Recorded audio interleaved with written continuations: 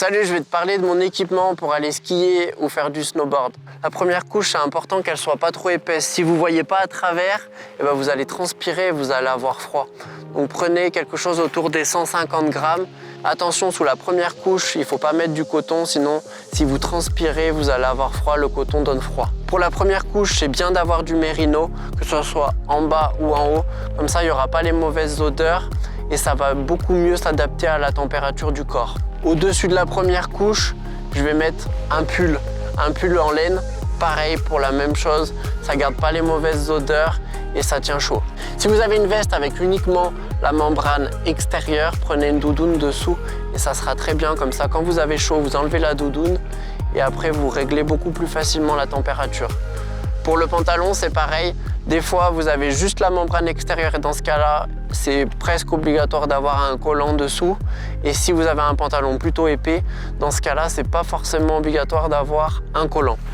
C'est bien d'avoir des aérations aux jambes et sous les bras. Comme ça, vous êtes tranquille, vous transpirerez moins.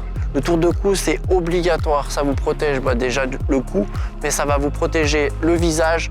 Le temps évolue très rapidement en montagne et comme ça, vous êtes en sécurité, vous protégez correctement le visage et même les oreilles. Pour le casque, prenez un casque réglable. Comme ça, vous ajustez et vous n'avez pas trop chaud, vous ne transpirez pas. Une roulette de réglage derrière pour ajuster correctement à votre casque. Il ne faut pas que le casque bouge trop sur la tête, sinon il ne tiendra pas. C'est important d'avoir un système de maintien du masque à l'arrière, comme ça quand vous posez votre masque sur votre casque, vous ne le perdez pas. Pour le masque, prenez le masque le plus grand possible, vous allez bien protéger votre visage pour le soleil et en cas de choc, ça protégera votre nez aussi. L'élastique doit être en silicone dessous, comme ça ne glisse pas sur le casque, ça ne bouge pas et vous êtes tranquille. Choisissez la bonne teinte de la vitre. Si on voit vos yeux à travers, ça veut dire que c'est pas un masque soleil et vos yeux ne seront pas protégés. Si vous n'avez pas le budget pour acheter 2 masques, prenez un masque soleil. Si vous achetez un bon masque, il y a des systèmes avec le contraste un peu augmenté et ça marche réellement et ça vous suffira s'il ne fait pas très beau. Donc choisissez, moi j'ai un masque avec de l'iridium devant, ça va être assez fragile. Si ça gèle un petit peu, il ne faut surtout pas gratter. C'est très beau, mais c'est fragile. Si vous n'êtes pas très consciencieux, prenez un masque noir et comme ça, il n'y aura pas les traces de doigts et les rayures, elles se verront un petit peu moins. Pour les gants, prenez des moufles si vous avez froid aux mains, avec la séparation des doigts à l'intérieur, comme ça il n'y a pas trop d'air, mais les doigts se tiennent chauds.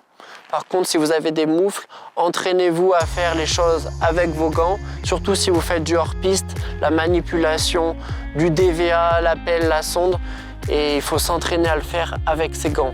Parce que des fois, les conditions, elles sont trop dures et on ne peut pas enlever les gants. On va s'intéresser aux pieds maintenant. Les chaussettes en laine, c'est pareil, c'est la première couche. Pour les chaussures de ski, pensez bien enlever le chausson à la fin de votre session. Comme ça, ils seront secs et ça sera beaucoup mieux parce que sinon, vous allez vous geler les pieds. Il y a des systèmes de sèche-chaussures aussi. Une semelle, au fond, ça vous évitera que votre pied bouge. Comme ça vous tiendra mieux. Vous pouvez aussi vous faire fabriquer un chausson injecté, mais ça, c'est plutôt pour la compétition, quelqu'un qui a vraiment un très très bon niveau de ski. Alors si vous avez des problèmes de cheville, ça peut être bien pour bien la compresser. Par contre, vous allez perdre un peu en confort, mais gagner en précision. Ça vous évitera de trop serrer les crochets. Des chaussures avec une position marche à l'arrière, si vous avez un petit peu des douleurs au genou, ça vous permet aussi de vous redresser de temps en temps pour récupérer. On parle souvent dans les magasins des chaussons thermoformés.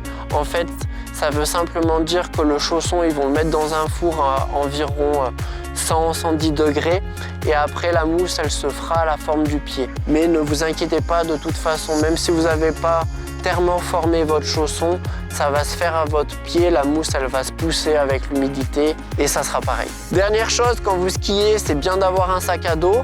Comme ça, dedans, vous pouvez mettre votre eau. Buvez de l'eau chaude, c'est bien de boire des calories plutôt qu'utiliser les calories de son corps pour réchauffer l'eau. Si vous avez de l'eau qui est trop chaude, vous ne pourrez pas la boire. Alors prenez un autre contenant qui ne garde pas la chaleur et comme ça vous pourrez ajuster un peu la température. Pour l'alimentation, moi ce que je fais, c'est que je mange des dattes, des fruits secs. Des fois, je me mets une petite boîte et dedans je mets des œufs durs, des choses comme ça. C'est très bien de manger léger, des choses qui soient digestes. Vous pouvez prendre des fruits aussi, c'est très bien.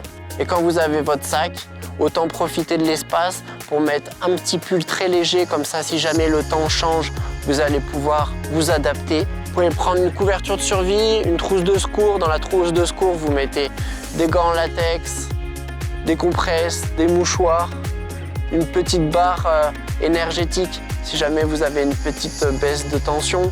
C'est bien aussi d'avoir une petite doudoune sans manches, comme ça, si ça se rafraîchit d'un coup, vous pouvez vous couvrir. Pour votre sac à dos, c'est bien d'avoir la ventrale et la pectorale, comme ça vous êtes tranquille sur les mouvements. C'est bien d'avoir un sac, ça vous protège aussi un peu le dos en cas de chute. Par contre, faites attention comment vous le chargez, parce que si c'est des objets un petit peu durs, là ça va pouvoir vous faire mal. Et c'est bien aussi d'avoir une dorsale dessous. Alors il y a la dorsale en mousse qui sera plus facile à porter, mais qui protégera un petit peu moins, et la dorsale dure. Dans tous les cas, c'est bien d'avoir une fermeture éclair pour qu'elle tienne bien en place, parce que les bretelles, ça va vous déranger en permanence. Les derniers conseils, si vous faites du snow, je vous conseille d'avoir protection pour les fesses, le dos, la tête et les genoux si c'est vraiment gelé. J'espère que cette vidéo elle vous a plu. N'hésitez pas à donner vos conseils dans les commentaires. J'en ai sûrement oublié. Je vous dis à très bientôt et merci pour votre soutien. Ciao!